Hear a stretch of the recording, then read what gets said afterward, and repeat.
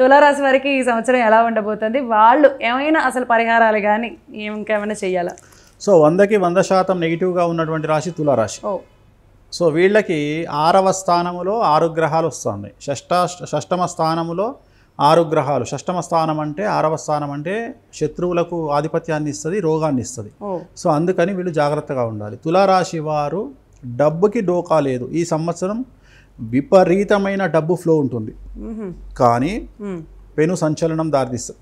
కుటుంబంలో అతిపెద్ద సంచలనం ఉండొచ్చు ఎవరికైనా ఒకళ్ళకి కుటుంబంలో.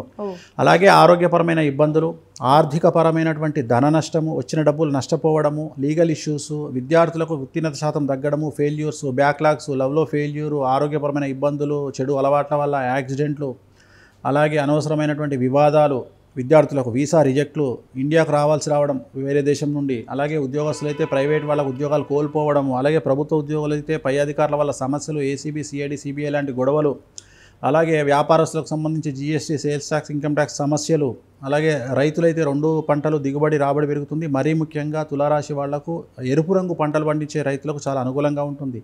స్త్రీలైతే భార్యాభర్తలకు, లవ్వర్స్కు డిస్టర్బెన్స్, సో స్త్రీలకు సంబంధించి.